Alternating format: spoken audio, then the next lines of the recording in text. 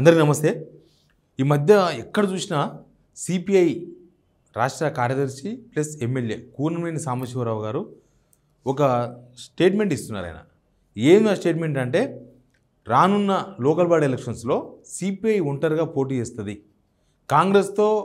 కాంగ్రెస్ మాకు శాశ్వత మిత్రులు కాదు. నిజానికి రాజకీయాల్లో శాశ్వత మిత్రులు శాశ్వత శత్రువులు ఎవరేమి ఉండరు. కాకపోతే వ్యక్తులకు శాశ్వత శత్రువులు ఉంటారు, శాశ్వత మిత్రులు ఉండొచ్చు. యాక్చువల్గా సిపిఐ లాస్ట్ ఎలక్షన్స్లో కాంగ్రెస్తో కలిసి పోటీ చేసింది, మీకు తెలుసు. ఈవెన్ మునుగోడు ఎలక్షన్స్ అప్పటి నుంచి వాళ్ళు కాంగ్రెస్తో అటాచ్ అయి ఉన్నారు. ఎందుకంటే దానికి చాలా కారణాలు ఉన్నాయి. దానికి కేసీఆర్ వాళ్ళని దగ్గర రానియకపోవడం, దగ్గర తీసుకోకపోవడం, తర్వాత వీళ్ళు అడిగిన సీట్లకు బీఆర్ఎస్కి మధ్య పొంతన కుదరకపోవడం, 2023 ఎలక్షన్స్ ముందు పొంతన కుదరకపోవడం, వీళ్ళు అడిగిన సీట్లు ఇవ్వలేకపోవడం, ఇట్లా చాలా గ్యాప్స్ తర్వాత కాంగ్రెస్కి అటాచ్ అయ్యారు. బట్ ఇప్పుడు ఉన్న ఫలంగా ఒక 16 నెలల తర్వాత కమ్యూనిస్ట్ పార్టీ నుంచి ఈ రకమైన ఒక స్టేట్మెంట్ ఎందుకు ఇస్తున్నారు, ఏంటి ప్రాబ్లం అనేది ఖచ్చితంగా మనం చర్చించుకోవాలి. ఏంది విషయం అంటే ఎందుకు అట్లా మాట్లాడుతున్నాడు? లోకల్ బాడీ ఎలక్షన్స్లో కాంగ్రెస్తో కలిసిపోతే ప్రమాదం అని సిపిఐ భావిస్తుందా, లేకపోతే కాంగ్రెస్తో కలిసిపోతే ఓట్లు పడవు, కాంగ్రెస్ మీద తీవ్రమైన వ్యతిరేకత ఉందని సిపిఐ అనుకుంటుందా అంటే కరెక్టే ఉండొచ్చు కూడా. ఇప్పుడున్న సిచ్యువేషన్లో గ్రామాలలో ఉన్న వ్యతిరేకత సిపిఐ కొన్ని జిల్లాల్లో బలంగా ఉంటుంది. ఇప్పుడు నల్గొండ సైడ్ పోయినా, ఖమ్మం పోయినా, కొంచెం భద్రాచలం సైడ్ వచ్చిన, వరంగల్లో కొంత పాటు నల్గొండ, ఇట్లా కమ్యూనిస్ట్ పార్టీ సిపిఐ, ముఖ్యంగా సిపిఎం కన్నా సిపిఎం ఏమో రాష్ట్ర విభజన విషయంలో కొంచెం సమైక్యాంధ్రం అయిపోయి కొంచెం బలహీనపడ్డది, బాగా బలహీనపడ్డది. సిపిఐ ఏమో ఎప్పటికెప్పుడు తెలంగాణ ఉద్యమానికి మద్దతు ఇచ్చింది. సేమ్ టైం రాజకీయంగా కరెక్ట్ నిర్ణయాలు తీసుకుంటుంది. ఇప్పుడు ఈ మధ్యకాలంలో లాస్ట్ తెలంగాణ వచ్చినప్పటి నుంచి కరెక్ట్ నిర్ణయాలు తీసుకునే దారిలో కనిపిస్తుంది.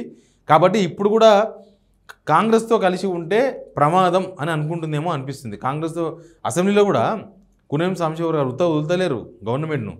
ఉంటే ఉండొచ్చు, గవర్నమెంట్ సపోర్ట్తోనే గెలిచి ఉండొచ్చు, కాంగ్రెస్ సపోర్ట్తో ఎమ్మెల్యేగా. కానీ ఆయన ప్రశ్నలు బాగా సంధిస్తున్నాడు. ప్రజా సమస్యలు కావచ్చు, లేకపోతే ఇతర సమస్యలు కావచ్చు, అసెంబ్లీ నడుపుతున్న తీరు మీద తీవ్రమైన అసంతృప్తి వ్యక్తం చేసిండు. ఏం అసెంబ్లీ, ఏం కదా, ఇట్లా నడిపేది అసెంబ్లీ, అసలు మాటికి మంత్రులు వేసి మాట్లాడుతూ ఉంటే ఇంకా అసెంబ్లీ ఎట్లా నడుస్తుందని కూడా మాట్లాడింది కూనంనేని సాంబశివరావు గారు. అట్లా అసెంబ్లీలో కూడా అసలు బీజేపీ ఎంఐఎం కన్నా సిపిఐ చాలా కన్స్ట్రక్టివ్గా వ్యవహరించినట్టు కనిపిస్తుంది. ఎందుకంటే బీజేపీ వాళ్ళు ఏం మాట్లాడుతున్నారో వాళ్ళకి అర్థం కాదు. ఒక్కొక్క ఎమ్మెల్యే ఒక రకమైన స్టాండ్ తీసుకొని మాట్లాడతాడు ఒకటే విషయం మీద. ఎంఐఎంలో ఒక అక్బరుద్దీన్ ఒక్కడే మాట్లాడతాడు. అక్బరుద్దీన్ అంశాల వారీగా మద్దతా, లేకపోతే గంటల వారీగా మద్దతా, నిమిషాల వారీగా మద్దతా ఏమో తెలియదు ప్రభుత్వానికి. ఒకసారి ప్రశ్నించినట్టే ఉంటాడు, నెక్స్ట్ మినిటే మళ్ళీ మద్దతుగా మాట్లాడతాడు. కాబట్టి అదేదో కొద్దిగా అర్థం కాని వ్యవహారం. కాకపోతే ఎంఐఎం కాంగ్రెస్ ఎమ్మడి ఉంది అనేది క్లియర్. ఇక ఈ బీజేపీలకు ఏం రోగం వచ్చిందో తెలియదు. బీజేపీలు అయితే ఈ అసెంబ్లీలో పలానా ఇష్యూ మీద బీజేపీ వాళ్ళు గవర్నమెంట్ని ఇరుకున పెట్టినని చెప్పడానికి ఏం లేదు. సరే, ఆ తర్వాత మాట్లాడదాం, అసెంబ్లీ అయిపోతుంది కదా, అసెంబ్లీ అయిపోయినాక లెక్కలు తెలిస్తే మాట్లాడదాం.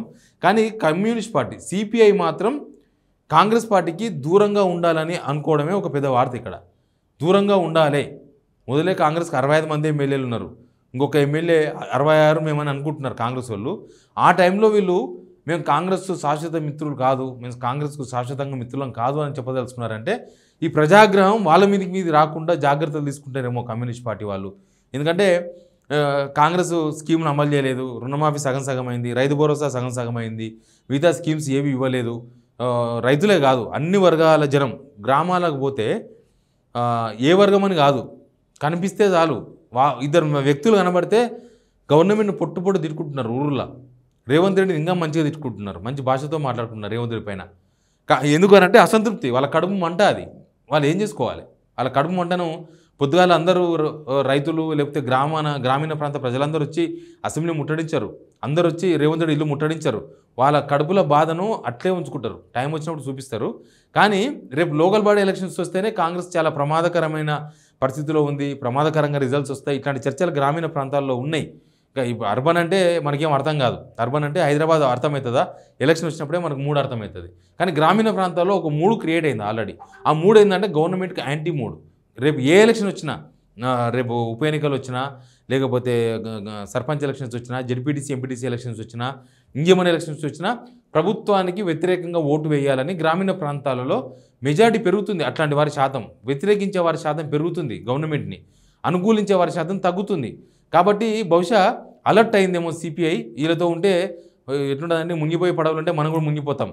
కాబట్టి ఆ మునిగిపోయే పడవలు ఎందుకు ఉండాలి, మనం అనవసరంగా దానిలోకి ఎందుకు పోవాలి, మనం ఒకటే ఎమ్మెల్యే గెలిచినావు, ఇంకో ఎమ్మెల్సీ ఇస్తామని ఇవ్వలేదు, అట్లా కూడా అయిపోయింది. కాబట్టి అనవసరంగా ఇప్పుడు కాంగ్రెస్తో జతగట్టి మనం కూడా మునిగిపోయే నావలో కూర్చొని మునిగిపోవడం ఎందుకు అని బహుశా కమ్యూనిస్ట్ పార్టీ అంటుందేమో. ఆ సిపిఐ చాలా తెలివిగా నిర్ణయాలు తీసుకుని చెప్తున్నా.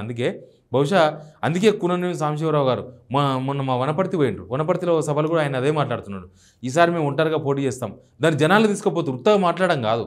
ఉత్తగా మాట్లాడడం అంటే ఒక ప్రెస్ నోట్ ఇస్తే పేపర్లో ఒక వార్త వస్తుంది, అంతవరకు పరిమితం అవుతుంది. అది కాదు, జనాల్లోకి తీసుకుపోయే ప్రయత్నం చేస్తున్నారు. మా కాంగ్రెస్ శాశ్వత మిత్రురాలు కాదు, మేము నెక్స్ట్ ఎలక్షన్స్లో ఇండిపెండెంట్గా ఒంటరిగా సిపిఐగా మేము పోటీ చేస్తాం, కాంగ్రెస్తో కలిసి కాదు అని చాలా క్లియర్గా దాన్ని జనాలకు తీసుకుపోయే ప్రయత్నం చేస్తున్నారు. అంటే కాంగ్రెస్ వాళ్ళ సిచ్యువేషన్ ఏదో అర్థం చేసుకోవాల్సిన టైం వచ్చింది అనేది ఒక విషయము.